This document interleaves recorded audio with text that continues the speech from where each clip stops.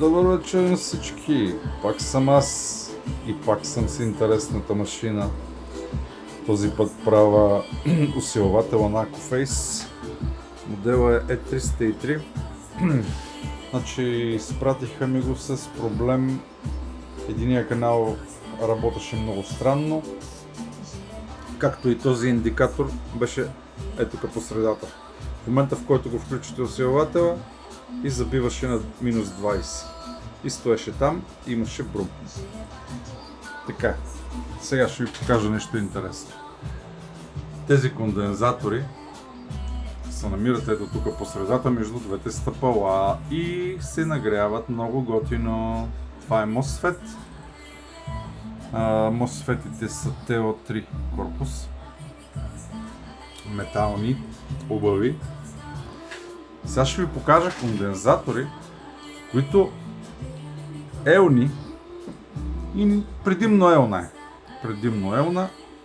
Гледайте сега за какво става въпрос.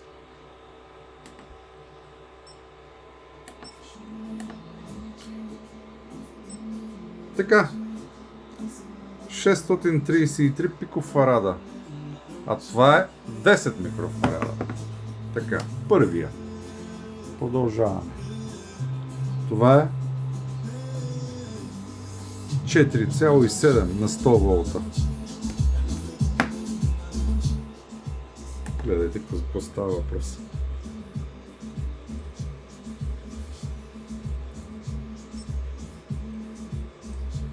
Това е 3900, обаче ESR му е малко висок, затова съм го сменил.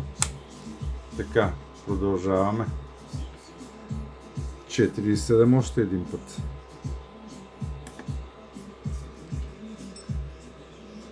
...234 пикофарада.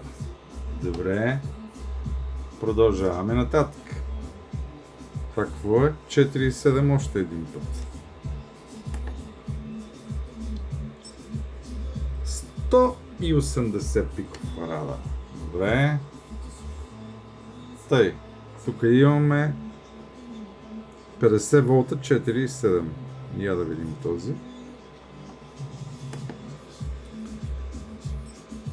Ау, нямаме кондензатор. Така, продължаваме още нататък. Още един от този. 4,7 на 50 волта. Хоп. Няма кондензатор. Добре. Така, още нататък продължаваме. Так. Няма кондензатор. Така. Я още един.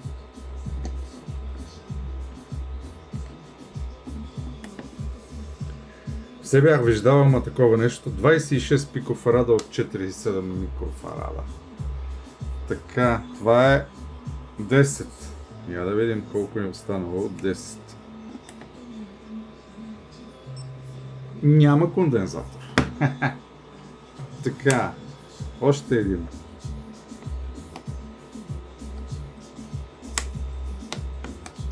Чакайте да го хванем хубаво.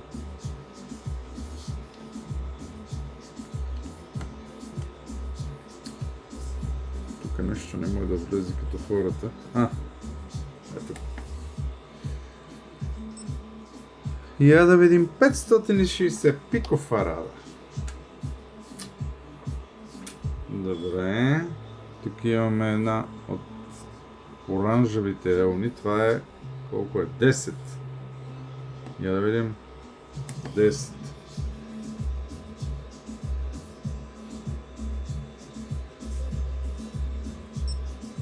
...576 нано.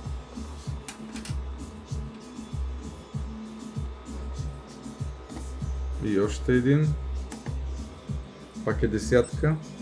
Резисторче! 42 килома. Ай! Ето ти още един. Хоп! Няма. Това е. Както искате, така го разбирайте. Дали има нужда от рекап. Значи сложил съм кафява елна. Тук там е някой ничекон, но предимно е кафява елна. Сега, какво друго? Значи, на единия канал при 30 мВ ток на покой беше 67 и лампата светише. Така, другото. Нагласих тока на покой, вече е 30 мВ на един и на другия канал. Тръгнах да мера DC offset в изхода, да видим за какво става въпрос. 560 мВ на единия канал, 680 на другия канал. Брум! Ето, в момента няма брум. Както се вижда, индикаторите са си в крайна позиция и свири.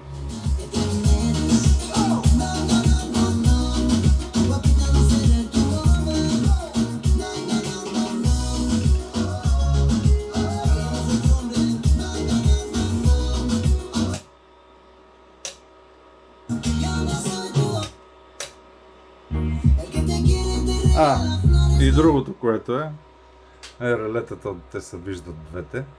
Едното реле беше залепнало. Да се наложи да го разглобявам или да го почиствам и така нататък. И двете ги разглобявах и ги чистих. Но едното беше залепнало в постоянно положение. Деца вика свири постоянно.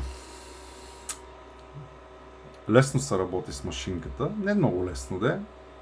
Двете стъпала се свалят отделно. Ето вижте как са направени на купонзи, откачат се и се вадат. Това е по същия начин. Всичко е на купонзи. Всичко съм разглобявал, чистил. То се вижда, вътре беше прашоляци. Вече нямаме прах. Потенциометрите са почистени. И това е общо взето за тази машинка. Доста работа направих. Доста неща свърших и смея да твърда, че вече свири както трябва. Не каквото беше. Аз всъщност даже и ние пуснах, когато ми я дади. Направо почнах с рекапа. То се вижда резултата от рекапа за какво става въпрос. Значи, повечето кофти кондензатори си бяха точно тук. Тук, където се нагрява най-много. И имаше тук, там е някой друго кондензатор, че е от другите платки, но проблема беше реално тук. И затова и не свирише единия канал както трябва. Така. Това е. Айде лекичко от мене.